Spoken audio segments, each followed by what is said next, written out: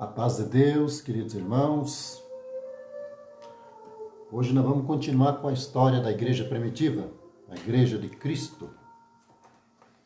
Nós vamos ler em Atos dos Apóstolos, no capítulo 15. Vamos ler no versículo 6 em diante. Congregaram-se, pois, os apóstolos e os anciãos para considerar este assunto. E, havendo grande contenda, levantou-se Pedro e disse-lhes: Varões e irmãos, bem sabeis que já há muito tempo Deus me elegeu dentre vós para que os gentios ouvissem da minha boca a palavra do Evangelho e crescem. E Deus, que conhece os corações, lhe deu testemunho, dando-lhes o Espírito Santo, assim como nós também. E não fez diferença alguma entre ele e nós, purificando os seus corações pela fé. Agora, pois, por que tentais a Deus, pondo sobre a cerviz do discípulo um jugo que nem nossos pais, nem nós podemos suportar? Mas cremos que seremos salvos pela graça do Senhor Jesus Cristo, como eles também. Então toda a multidão se calou e escutava a Barnabé e a Paulo, que encontravam com grandes sinais e prodígios que Deus havia feito por meio deles entre os gentios. Agora nós vamos entender qual foi essa assembleia em Jerusalém. Isso aqui aconteceu no ano de aproximadamente no ano de 49 depois de Cristo. Essa passagem aqui de Atos 15, né? Aonde então notava-se que depois que Jesus morreu e subiu aos céus, os discípulos eles estavam ainda ligados à lei de Moisés, não tinham entendido a graça. E os discípulos, que eram judeus, queriam que os gentios, quando aderiam à fé e batizassem nas águas, mesmo assim eles queriam que fizessem a circuncidação, queriam que fosse circuncidado. E o apóstolo Paulo não quis, falou que não era necessário viver nos costumes da lei de Moisés.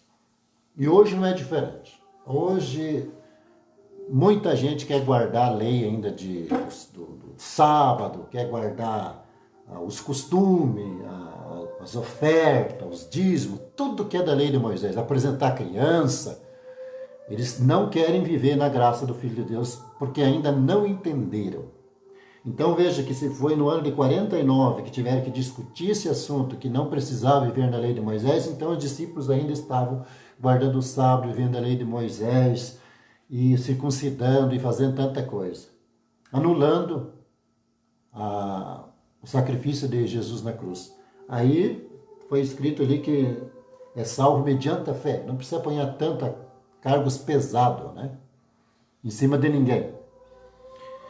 E a igreja naquela época, quem comandava era Roma, e Roma perseguia os cristãos, pois já tinha matado Jesus, e os seus discípulos eram muito perseguidos. Aí Deus chamou ao apóstolo Paulo, que ele era uma pessoa que era perseguidor da obra de Deus, e Deus chamou ele. E o apóstolo Paulo era da região ali da Ásia Menor. Aí Deus chamou ele, através de Jesus ali, e deu o nome de Paulo. E Paulo foi pregar ali para aquela parte do Mediterrâneo ali. Aí cresceu muito a igreja.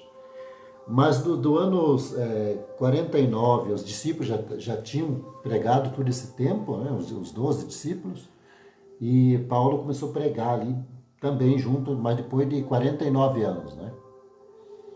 E olhando a história aqui, no ano 70, aí, a mandado do imperador, foi destruído, no ano 70 foi destruído o, o reino lá, aquele palácio lá do rei Salomão, né? O templo do rei Salomão, aonde eles iam lá oferecer os cultos, os salmos, aonde eles iam lá guardar o sábado. Então, no ano 70 depois de Cristo, Roma destruiu tudo.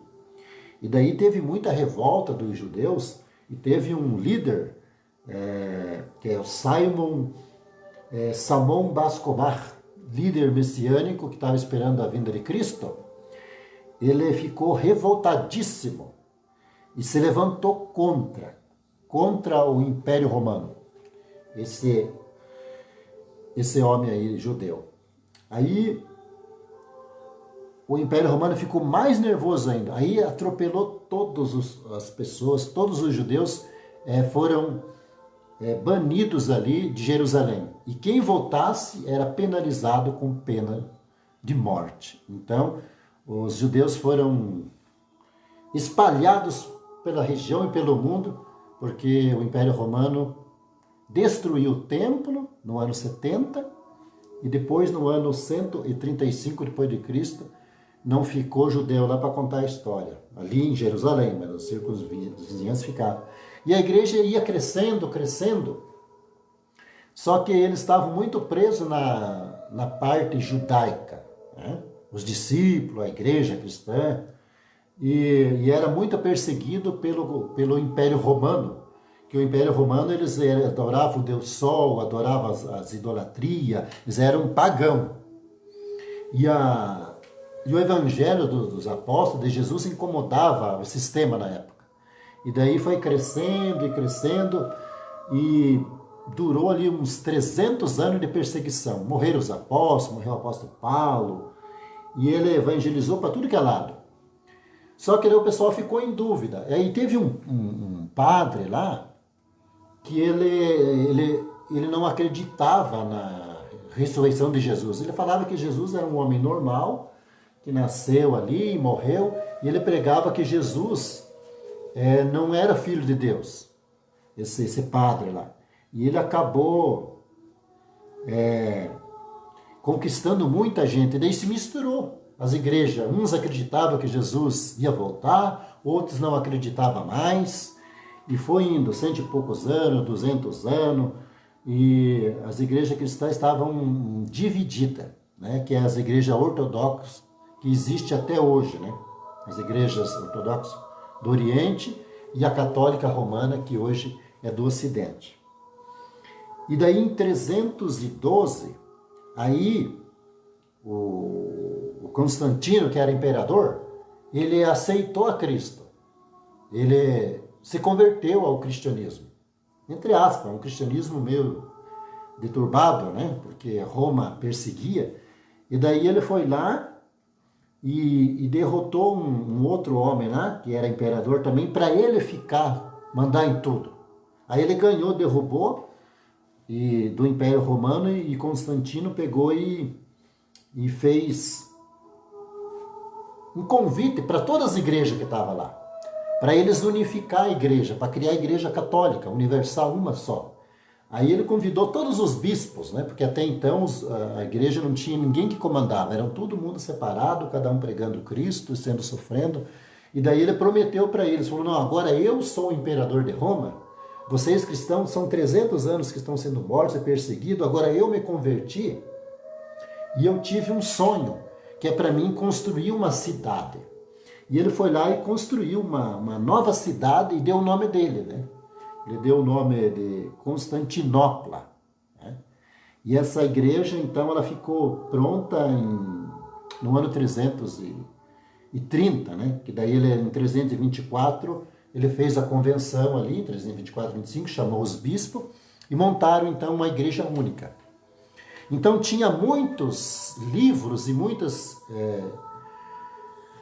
escritas dos apóstolos, e cada um falava que Jesus ia voltar e outro já falava que não ia voltar mais, né?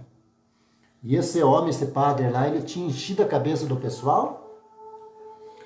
O nome dele era Ário, né? Arianos. Daí, então, quem não acreditava mais na volta de Jesus, eles eram cristãos ariano, que não acreditava que Jesus ia voltar. E só que estava incomodando o Constantino, lá o imperador, ele pegou e chamou todo mundo lá e fez uma reunião e instituiu uma só igreja. Então ele mudou a central de Roma para essa cidade de Constantinopla, e ali então nasceu a igreja católica.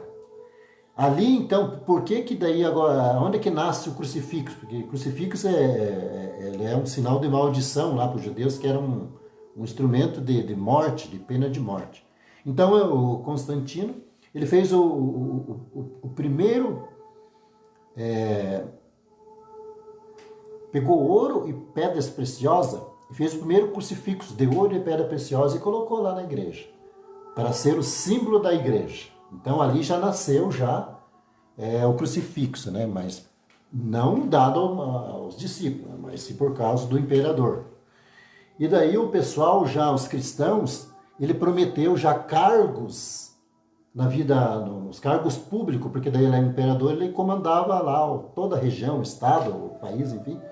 Não era país, eram ali os lugares. E daí os cristãos se venderam. E daí ele prometeu paz e segurança e daí não deixava ninguém perseguir os cristãos. E surgiu então a igreja romana, ali na cidade de Constantinopla, que é o nome de Constantino. Só que daí no ano de 300 e... Deixa eu dar uma olhada aqui, que eu tenho dificuldade, só que eu tinha anotado, né?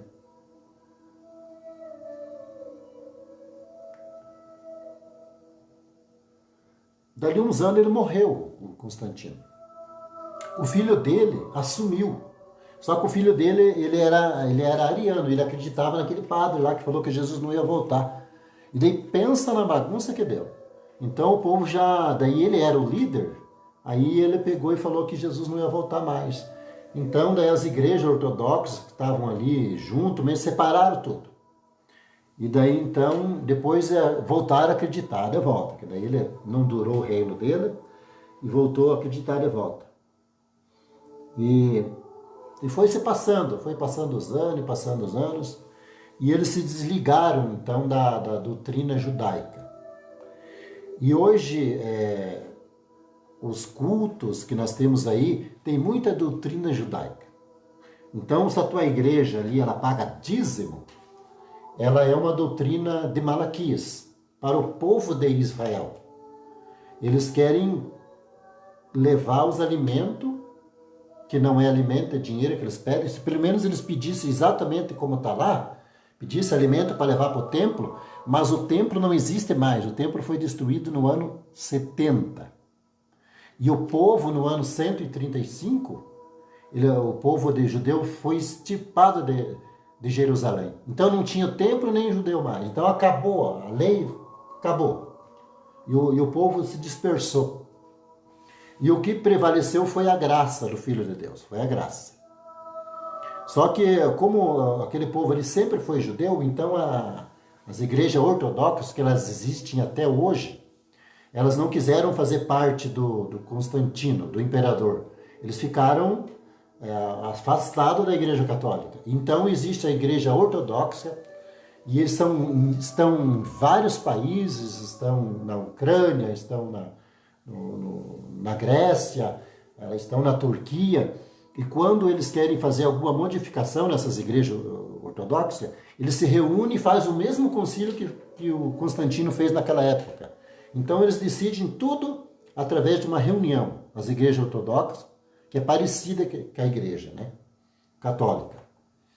E no ano 800 e pouco, aí já não era imperador, aí era uma imperatriz, era uma mulher que estava comandando naquela época, em ano 800 e pouco lá. Então ela permitiu que a igreja ortodoxa usasse os ícones nas liturgias na igreja. O que é ícones? É imagem de Maria, de Jesus, de Deus, de anjo. Então as igrejas ortodoxas, ela é cheia de imagem, porque foi uma mulher chamada Irene que colocou no ano 800 e pouco depois de Cristo. E a Igreja Católica adotou também, além de íconos, que são imagens, escultura. E a única diferença da igreja ortodoxa para a igreja católica são as esculturas, que a igreja católica ela abraçou tudo, é imagem, pintura e escultura, e canoniza homens e mulheres e santos, enfim. Então nasceu ali, mas olhando a história, não existe no judaísmo lá que era para ter essas imagens, esses ícones, os cristãos lá, os discípulos, os apóstolos, não tinham. Então veio bem depois essas reverências, essas venerações, né? Foi ali os impérios romanos, que é pagão, que colocou no meio das liturgias. Então o cristianismo que vem se perdurando do ano 300 para cá é tudo junto com ideias pagãs de Roma, que Roma adorava o sol, certo? Você pode ver que nas liturgias eles andam com um negócio assim que é um sol, é adoração ao sol, eles não gostam que fala, mas é.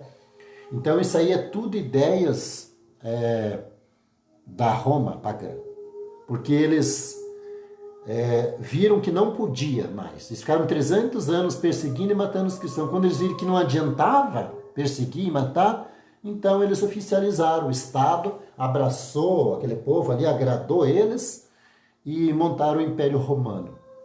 Só que as igrejas ortodoxas, que são judaicas, com o costume judaico, eles ficaram lá, na região deles, e permanecem lá até hoje. Já o de Roma, a Igreja Católica Romana, ela quis já apregoar para o mundo inteiro. Então eles foram para a Europa, se mandaram para a Alemanha. E ali instituíram as igrejas católicas ali, e instituíram também as igrejas na Espanha, em toda a Europa. E no mundo inteiro. E aqui no Brasil, acho que chegou no ano 500, né? Só que a língua oficial deles era o latim. Então, no ano 324, 325, esse Constantino ele falou assim, nós temos que escolher fazer uma Bíblia. Então, ele chamou todos os sacerdotes ortodoxos, que eram as igrejas que tinha na época, que não tinha CNPJ, não tinha nome nenhum, só falava que era a Igreja de Cristo, ortodoxa, né? Que é a Igreja de Cristo. Então, eles pegaram muito material e daí ficaram dias jejuando e orando para montar a Bíblia, a primeira Bíblia. Então eles montaram a primeira Bíblia, tinha o Apocalipse, não tinha, aliás, o Apocalipse, não tinha vários livros ali, cartas que tem aqui, dos apóstolos, eles não colocaram. Daí eles colocaram o livro de Enoque, colocaram os outros livros lá, e fizeram a primeira Bíblia. Mas depois passou os anos e fizeram uma outra reforma. Aí colocaram o Apocalipse, colocaram o livro de Romano, tiraram o livro de Enoque e montaram a Bíblia com 72 livros, né? Colocaram lá os 7 livros sapienciais a mais, né? Que eles falam, né? E já a Bíblia do ortodoxo tem mais livros ainda do que da Igreja Católica. E a nossa, que é a João Ferreira de Almeida, tem 66 livros. Então são 3 tipos de Bíblia, né?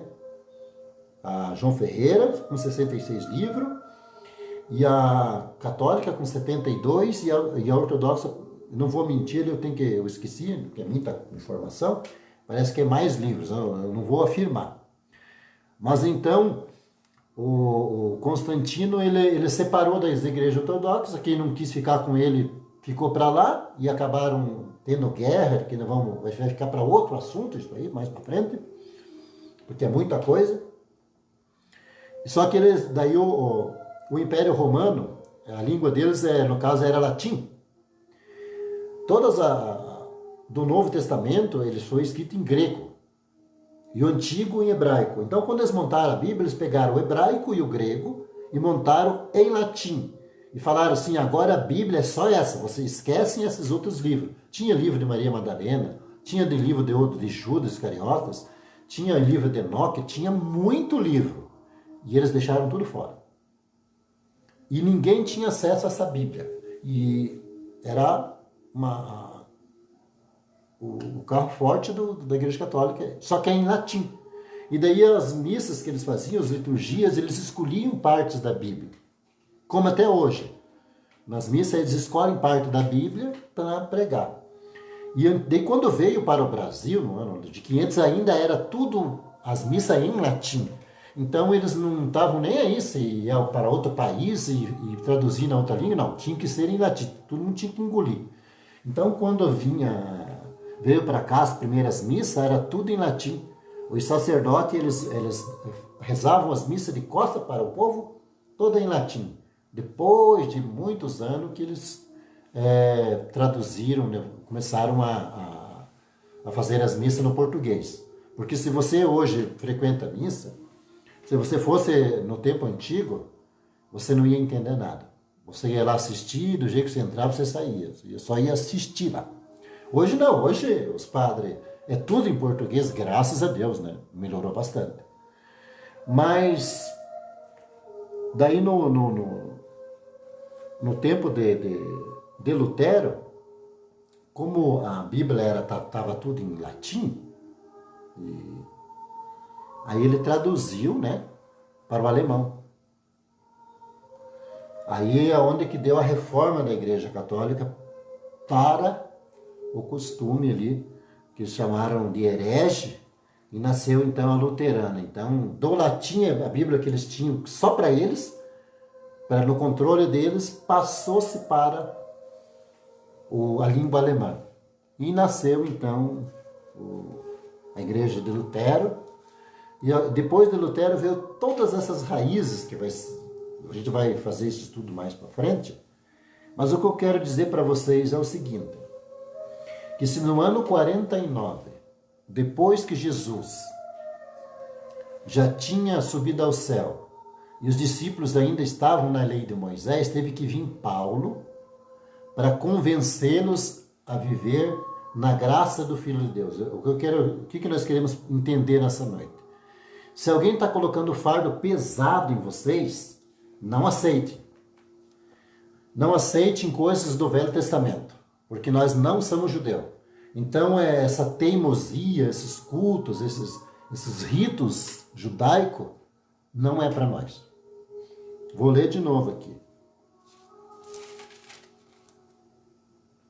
Agora, pois, por que tentais a Deus, pondo sobre a cerviz dos discípulos um jugo que nem nossos pais, nem nós podemos suportar? Mas cremos que seremos salvos pela graça do Senhor Jesus Cristo, como eles também. Então toda a multidão se calou e escutava a Barnabé e a Paulo. Então, ali estava falando que nós somos salvos pela graça.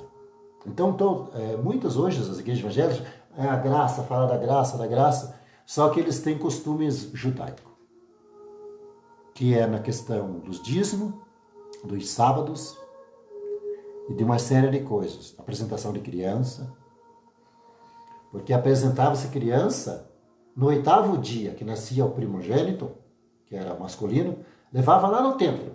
No 8º dia circuncidava, né, a criança. Isso era piá, vamos dizer assim na nossa linguagem, que é um menino. Agora eles levam nas igrejas evangélicas menina, piá lá, garoto lá, para apresentar no templo. Por causa que não é batizado criança, então os evangélicos querem levar para apresentar. Isso aí não é bíblico. Se você quer levar lá no templo para orar, para abençoar, não é pecado levar no templo, não.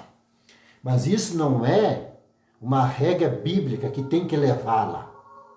Se não levar, está fazendo pecado. Não, isso aí é um costume que adotaram do judaico que a graça não serve para nada. Então o batismo é para adulto, não para criança. Então, para compensar que no batismo criança eles levam apresentar lá para... Já viram falar assim, tem que nascer criança, tem que levar para apresentar. Isso aí é um costume judaico, mas eles não levavam para apresentar, eles levavam para circuncidar. Então, por que eles não circuncidam então a criança ali?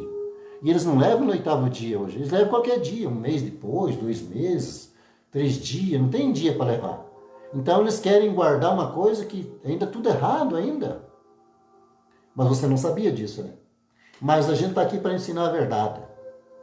Então, vamos nos abster de costumes judaicos, ficar peso em cima de nós.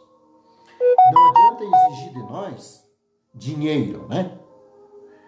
Para levar lá no templo, porque o templo foi destruído pelos romanos no ano 70 depois de Cristo. hoje tem uma réplica, uma cópia, que o Edir Macedo fez, mas não tem nada a ver com... Os judeus não têm o templo até hoje, eles brigam com os muçulmanos, que eles querem que seja restabelecido, porque eles têm a esperança, os judeus, eles falam que o Cristo vai vir ainda. Que esse Cristo que nós cremos, os judeus, eles não creem. Eles falam que o Cristo vai trazer paz a Israel, que ele vai entrar lá por um portal lá, e que ele vai fazer os judeus voltar, vai ter paz no mundo. E que ele vai fazer de novo, quando ele vir, vai ser feito o templo de Salomão para eles guardar o sábado, adorar a Deus lá.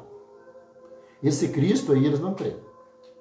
Os que ficaram, porque os discípulos eram judeus, Jesus era judeu, o apóstolo Paulo era judeu, os ortodoxos que estão nos outros países são judeus.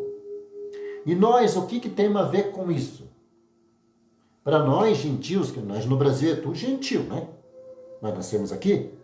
Então, para nós resta a graça sem nenhum vínculo com a lei de Moisés. Entenderam? Hoje se nós queremos ajudar a igreja, nós temos que dar coleta. O apóstolo Paulo falou assim no primeiro dia da semana: ajunta do que puder, e não daquilo que não puder. E levai e dai de coração. Então, quando nós queremos dar a coleta, é para ajudar os pobres, a gente fala ainda. A igreja, os pobres que não tem. Então, é para dar de coração e coletas anônimas. Né? Não é tipo 10% do teu dinheiro, do teu salário. Não, não é isso. Dizimar é cortar. De alimento, 10% do alimento e levar lá no templo para os levitas, que não tinham direito, igual os outros tinham. Hoje não existe os levitas, não existe o templo foi destruído 70 anos depois de Cristo, e agora que voltou, não faz muitos anos que voltou a nação de Israel a ser reconhecida como Estado de volta, porque desde aquela época tinha os governos de Roma, ele destruiu e eles nunca mais conseguiam voltar lá para restabelecer Israel. Agora, por que os pastores não ensinam isso aqui? Porque as raízes deles vêm de Lutero.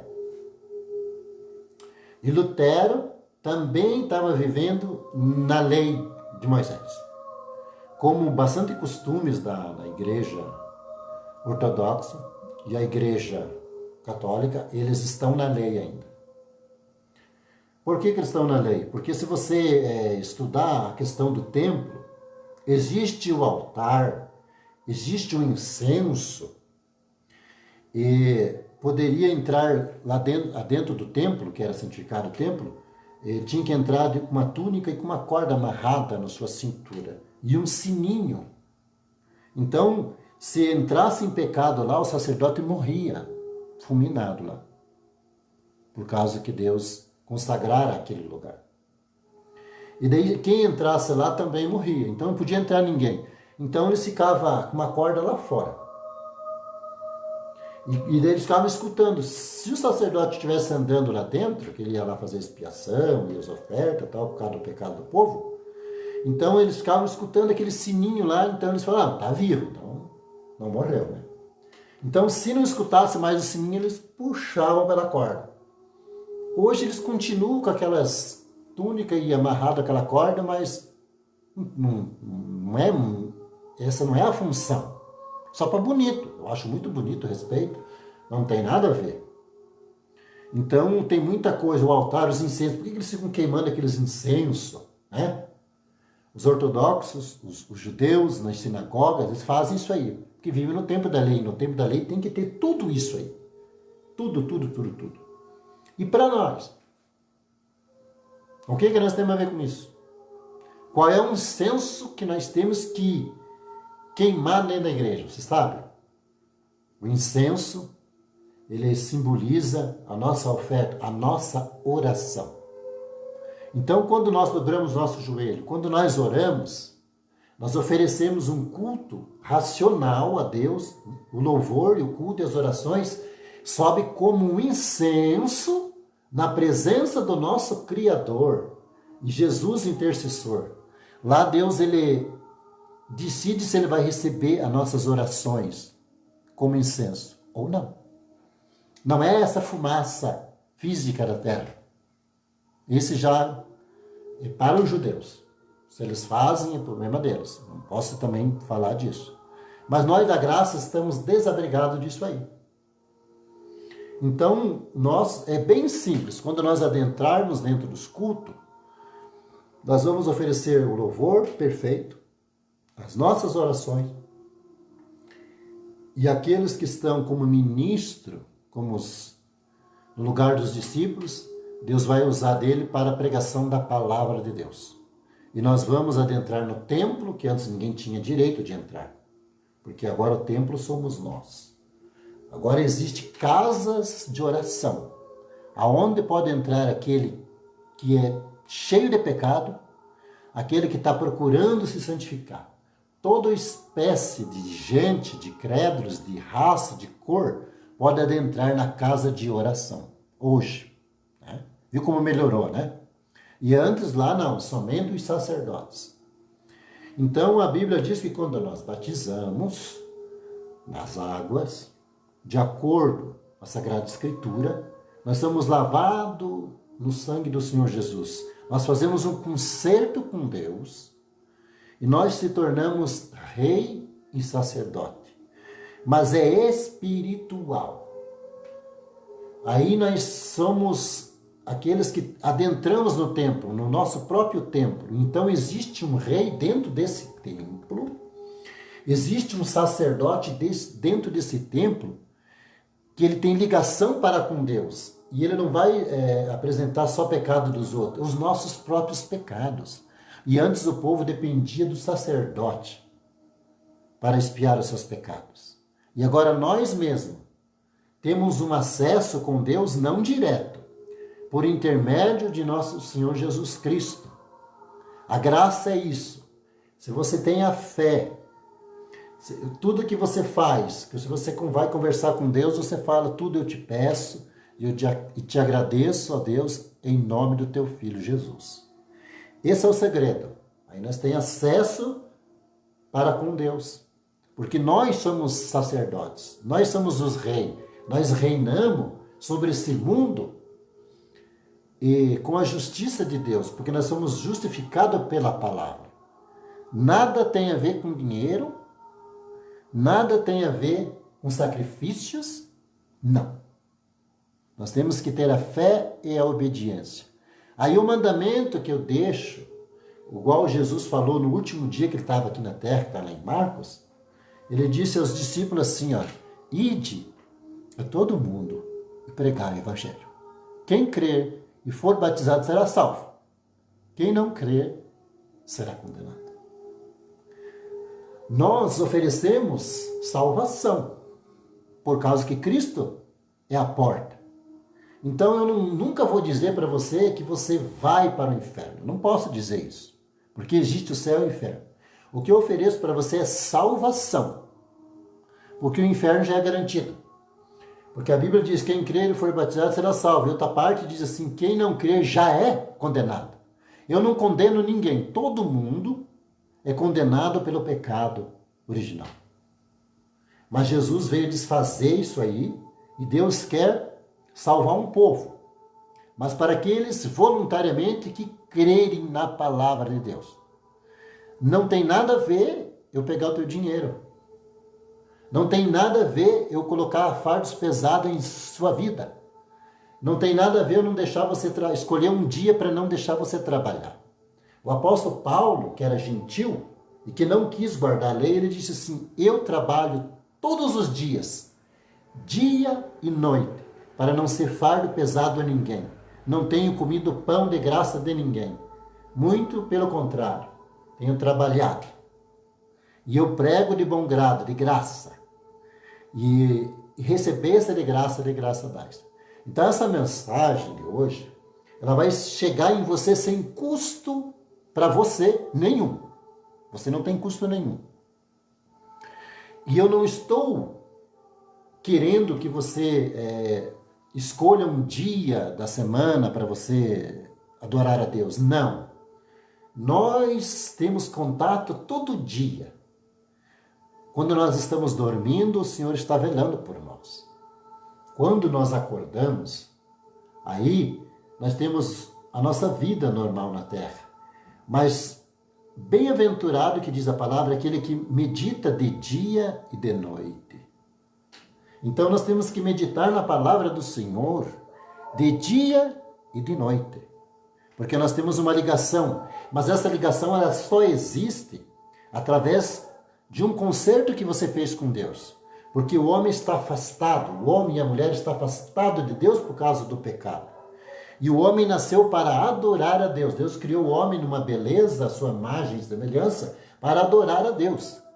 E por isso que você não entende, às vezes, por que você adora e é preso às coisas do mundo. Muitos adoram carros, casas, ídolos, jogadores, cantores, se prostram diante de imagens, escultura, aonde Deus fala assim, que não farás para ti imagem de escultura, nem o que está no céu, nem o que está na terra, nem o que está debaixo do mar. Não se prostrará diante dela e não prestarás culto. Então, no ano de 800 e pouco depois de Cristo, que eles implantaram essas ícones, essas imagens nas igrejas. Mas isso aí nada tem a ver com o verdadeiro cristianismo. Eles falam de Cristo? Falam. Louvado seja Deus. Só que vem de geração, vem de uma tradição. E a tradição, ela não substitui a verdade que é Cristo. Uma parte diz assim da Bíblia, assim, fugir da tradição dos vossos pais.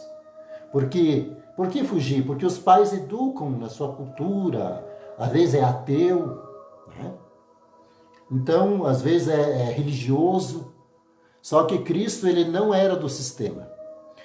Então, ali no ano 325, os cristãos começaram a se enfiar ali na política, em cargos públicos, e foi se perdendo a igreja. Então, a igreja virou política, Estado.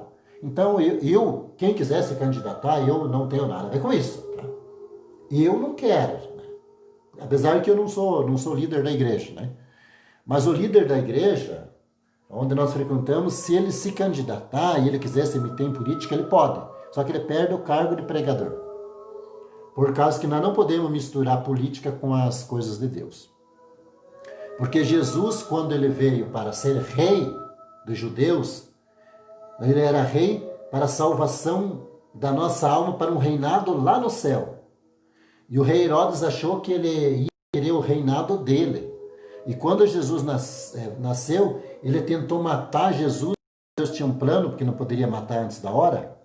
Então ele matou todas as crianças de 2 anos para baixo, para garantir que Jesus ia morrer. Mas Jesus tinha nascido aquela semana, então imagine de 2 anos para... Fizesse de 1 ano, ela morria menos. Mas de 2 anos mandou matar tudo por causa do Senhor Jesus. Porque ele achava que Jesus ia tomar o lugar dele. O reinado nesse mundo. E Jesus disse que o reinado dele não é deste mundo. Sabe o que nós estamos apregoando para você hoje? Nós não estamos falando de um presidente. Não estamos oferecendo um cargo político para você, um lugar melhor nesta terra. Nós estamos oferecendo o mesmo que Jesus ofereceu, que os discípulos ofereceram, um reinado lá no céu. Mas nós somos reis já antes de adentrar lá. Porque a Bíblia diz assim, cuide para que ninguém tome a sua coroa. Então nós vamos ser coroados lá no céu. Mas para isso nós temos que fazer um concerto com Deus. Esse negócio de aceitar Jesus e você está salvo, não é verdade. Jesus disse, ide a todo mundo e pregai o evangelho. Quem crer e for batizado. Então, para você ser filho de Deus, você tem que passar pelas águas do santo batismo, que é o sangue que simboliza o sangue que Cristo derramou. Aí você nasce nova criatura e se torna filho de Deus. Fora disso, você é só criatura de Deus. Filho de Deus é através de um concerto que você faz para com Deus. Porque só você falar que aceita, e batismo é justiça, é obra. Se você tem só fé, sem obra é morta. Por isso Cristo batizou, para dar exemplo para nós. João Batista não queria batizar Jesus. Ele falou assim, você tem que me batizar para que se cumpra toda a justiça na terra. Batismo significa justiça. E a Bíblia diz que nós não temos obra de merecimento. Nós somos justificados pelo sangue de Jesus. Entendeu por que batismo é justiça? Aí nós se tornamos justos. E a Bíblia diz que não há um justo só na terra, pelas suas obras. Mas nós somos justificados pelo sangue, pela palavra do nosso amado e querido Senhor Jesus Cristo. Ele nos justificou, porque nós não temos condições de nos limparmos, de nos justificarmos a nós mesmos. Não temos. Somente aquele sangue que foi derramado. E eu vou perguntar para você, ou para aqueles que vão assistir mais para frente, você já fez o concerto com Deus? Você já foi lavado no sangue do Senhor Jesus, nesse batismo, para escapar da condenação eterna? Você quer viver somente nesse reino? Qual é o reino que você vai viver? Porque tem dois reinos, o céu e o inferno. Porque Satanás é o rei das trevas. E Jesus é a luz, o rei da nova e eterna Jerusalém. E é neste corpo aqui que nós vamos decidir se nós vamos passar a eternidade com Jesus ou a eternidade com os anjos caídos. Fica essa dica para você. Pare e pense. Não é dinheiro, não é sacrifício, não é guarda de dias, de luas, não é nada disso. É a fé em Jesus, faz o concerto, batiza e segue a Jesus em novidade de vida. Aí vai vir a lei do Senhor. Frequentar com os irmãos reunidos para oferecer sacrifício de louvor. Antes era no templo que era oferecido o sacrifício. Hoje nós oferecemos na casa de oração, no nosso próprio lar, as nossas orações, os nossos louvores. E Deus gosta que nós nos reunimos. E essa pandemia veio tirar esta reunião, este amor entre os irmãos. Por causa que não é para você fazer um culto religioso e não ter uma assistência social para os com os menos favorecidos. Porque sempre vai existir o pobre e sempre vai existir o rico. E o que vai impedir o homem e a mulher de entrar vai ser a falta de caridade no seu coração, além de ter feito o concerto também. Porque não tem como entrar no céu se não tiver a caridade, que é Cristo.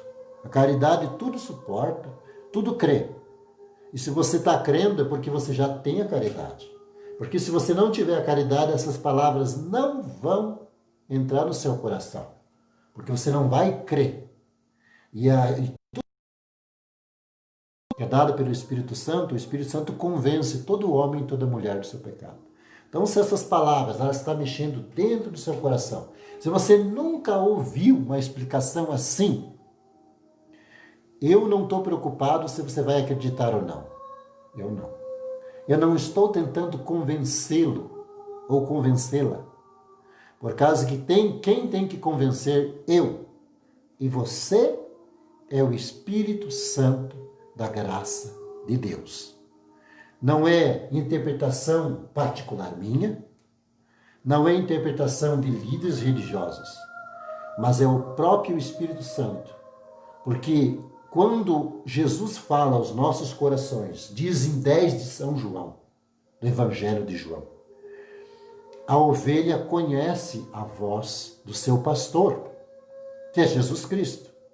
Ela ouve a sua voz e a segue, mas de maneira nenhuma ouvirão a voz do estranho. Então, se você for uma alma, uma ovelha, colocar na posição de ovelha, e ouvir a voz do seu pastor Jesus Cristo, Você vai abraçar a verdadeira doutrina do amor. Você vai abraçar a verdadeira doutrina do perdão. O cristão tem mandamentos para cumprir. Amar o próximo como a ti mesmo. Amar a Deus sobre todas as coisas. Não vamos mais adorar imagens. Nós não vamos mais adorar homens e mulheres e líderes. Não vamos mais adorar pessoas, filhos e filhas, e o homem adora a mulher adora, porque faz uma idolatria. Não.